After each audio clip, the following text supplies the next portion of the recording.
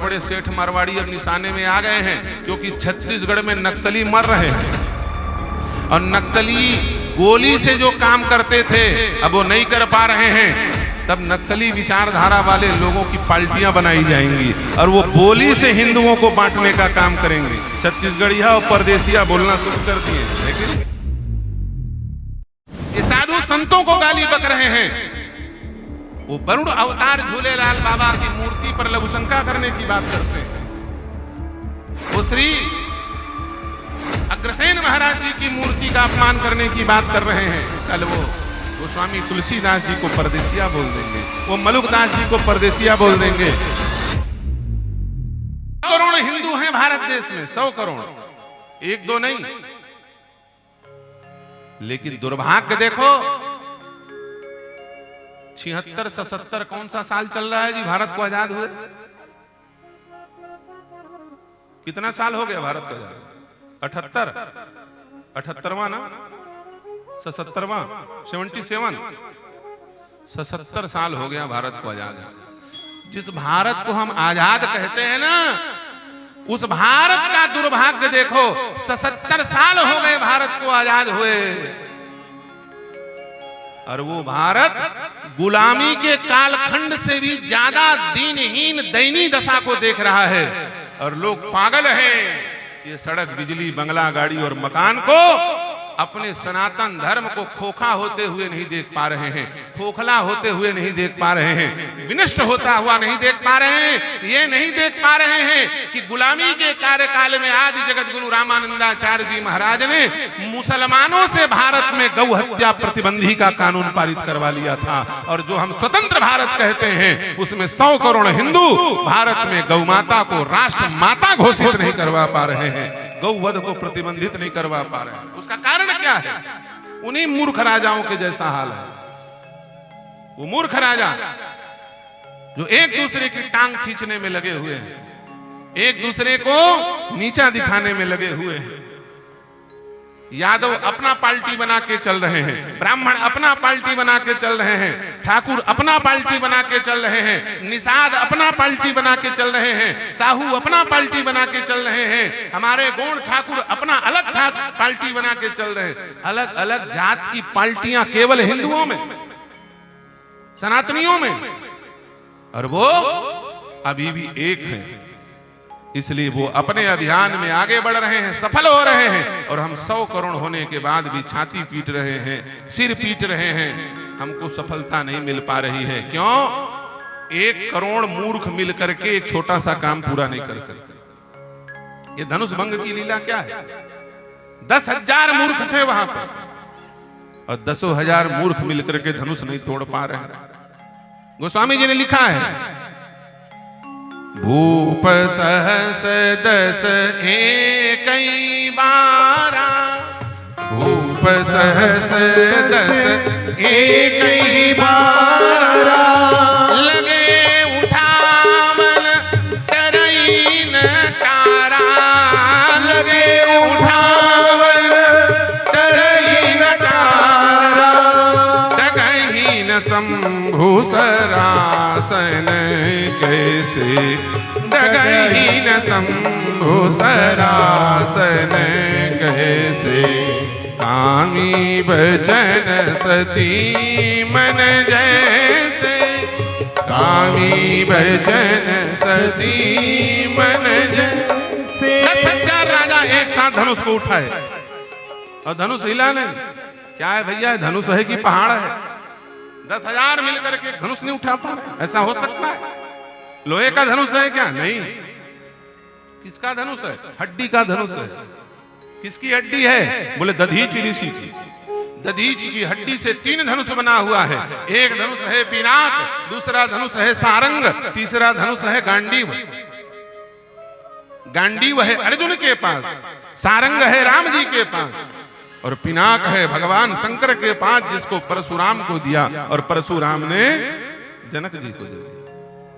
हड्डी का धनुष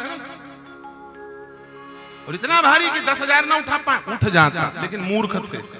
मूर्खों से कोई काम पूरा नहीं हो सकता, याद रखना। क्षमा करना, उन मूर्खों की आत्माएं 100 करोड़ हिंदुओं में घुस गई है।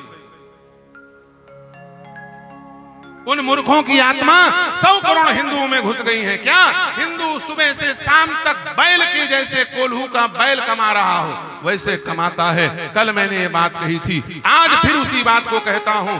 सुबह से शाम तक कमाओ खाओ मर जाओ सो जाओ, कमाओ खाओ सो जाओ मर जाओ, बस इसमें लगा हुआ है। आहार निद्रा भय मैथुन, ये 4 काम में पशुओं के समान हिंदू लगा हुआ है।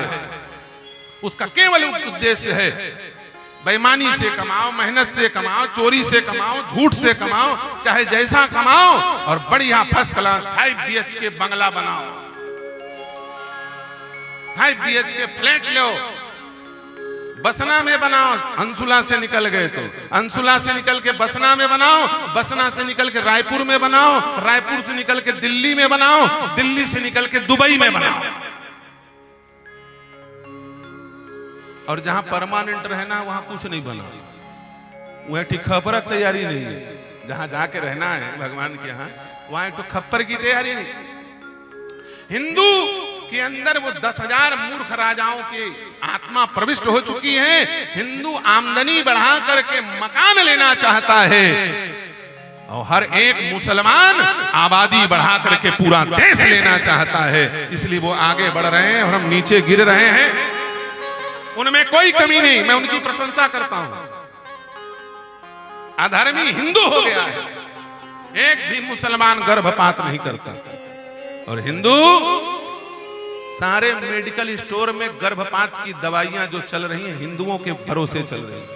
विषयी भोगी विलासी हिंदू कहां से बचेगा?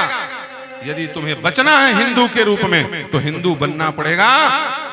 हिंदू बन करके जियो, हिंदू बन करके मरो, तब तुम्हारा धर्म बचेगा। नाम के हिंदू और काम कुछ है नहीं। हिंदू के हनुमान चालीसा नहीं आता, मरे एक बेराम कान फुकाते कई जन,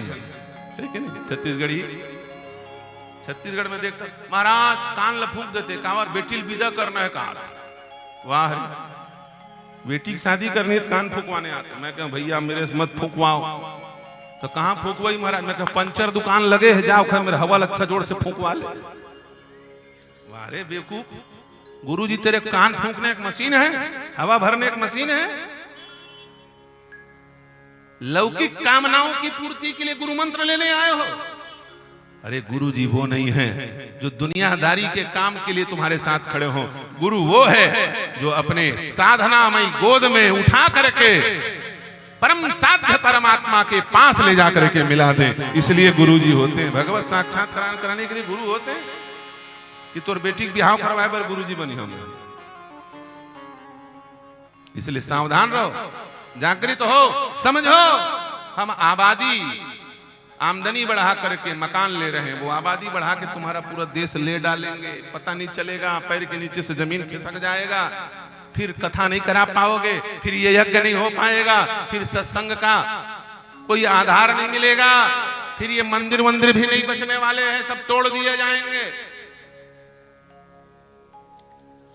फिर ना तुम्हारे कोई विवाह इत्यादि कार्यक्रम संपन्न होंगे, क्योंकि लड़की जैसे 12-14 साल की होगी उठा के ले जाएंगे पाकिस्तान जैसे। हम अभी गए थे दुबई, 7 दिन रहे। हमारा एक शिष्य था पाकिस्तान का, चमनलाल, उसका नाम है चमनलाल।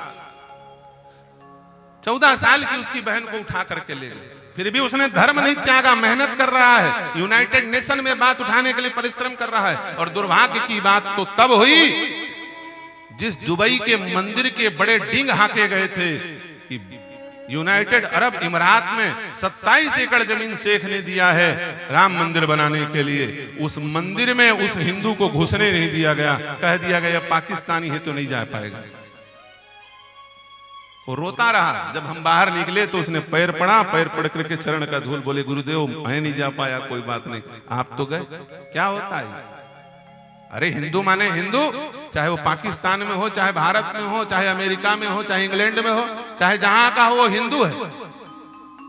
याद रखिएगा, संकीर्ण मानसिकता विनाश का कारण है। तुम मकान तक सोचोगे, वो देश तक सोच रहे हैं और विश्व तक सोच रहे हैं और विश्व स्तर में जीत रहे हैं।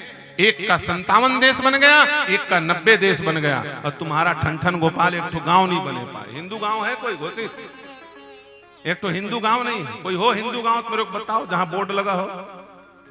चाय दुकान में लिख दोगे ना हिंदू चाय सेंटर तो आपत्ति हो जाती है।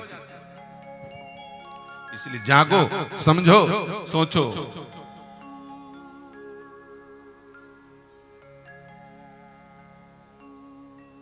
जागने की जरूरत है। रोज सवेरे 4 बजे जाग रहे हो, चाहे मत जागो, लेकिन एक समाज के रूप में जागो।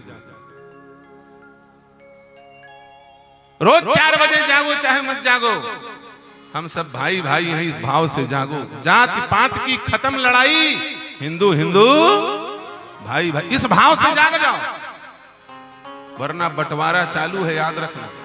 और खास करके बड़े बड़े सेठ मारवाड़ी अब निशाने में आ गए हैं, क्योंकि छत्तीसगढ़ में नक्सली मर रहे हैं, और नक्सली गोली से जो काम करते थे अब वो नहीं कर पा रहे हैं। तब नक्सली विचारधारा वाले लोगों की पार्टियां बनाई जाएंगी और वो बोली से हिंदुओं को बांटने का काम करेंगे। छत्तीसगढ़िया और परदेसिया बोलना शुरू कर दिए हैं, है कि नहीं? ये नक्सली ही है, याद रखना। ये आपस में समाज को तोड़ेंगे। ये साधु संतों को गाली बक रहे हैं। वो वरुण अवतार झूलेलाल बाबा की मूर्ति पर लघुशंका करने की बात करते हैं। वो श्री अग्रसेन महाराज जी की मूर्ति का अपमान करने की बात कर रहे हैं। कल वो गोस्वामी तुलसीदास जी को परदेसिया बोल देंगे, वो मलुकदास जी को परदेसिया बोल देंगे, वो कह देंगे भगवान परदेसिया है, द्वारिकाधीश गुजराती है, जगन्नाथ उड़िया है, अयोध्या राम भगवान यूपी वाले हैं, ये बोलना शुरू कर देंगे। साधु संतों को परदेसिया बोलना शुरू कर देंगे। और याद रखना, तुमको अकेले छोड़ देंगे। इनकी बातों पर मत आना भाई बहनों, ये तुमको विनाश की ओर ले जाने वाले लोग हैं। बड़े बड़े उद्योग चला करके जो तुम्हारे गरीब बच्चों को पेट पाल रहे हैं, तुम्हें रोजगारी रोजी रोटी दे रहे हैं, ये उन उद्योगों को, उन विकास के प्रकल्पों को बंद करा करके तुम्हारे बाल बच्चों को भूखे मरने के लिए छोड़ देंगे और अपना कांसा बेच करके पैसा चुरा के जेब में भर। इन चोरों की बात पे मत आना, याद रखना। हम लोग संत महात्मा हैं, हम लोगों को किसी को जानने के लिए उससे मिलने की जरूरत नहीं, वो क्या बोल रहा है और किधर चल रहा है, बस ये देख करके हम लोग भांप लेते हैं। गुरु कृपा से, गुरु परंपरा से ज्ञान प्राप्त है। बोलिए सियावर रामचंद्र भगवान की जय। राम कथा ही राष्ट्र कथा है, इसलिए राष्ट्र की समस्याओं की भी चर्चा राम कथा में होनी चाहिए। नहीं करेंगे तो याद रखना कि राम कथा नहीं हो पाएगी। कभी लाहौर में राम कथा होती थी, अब करके दिखाए कोई। पाकिस्तान में बनखंडी जी महाराज परम तपस्वी संत हुआ करते थे, अब जाओ कोई धूना ताप के बताओ। अफगानिस्तान में दशहरा मनाया जाता था काबुल कंधार में, अब जाओ, अब तो रावणों का राजा ही है, अब कौन करेगा? जब हमारी संख्या नहीं रहेगी तो न हम राम कथा सुन पाएंगे, न हमारे समाज आने वाली पीढ़ियां राम कथा सुन पाएगी, न भजन कर पाएंगे, न जाप कर पाएंगे।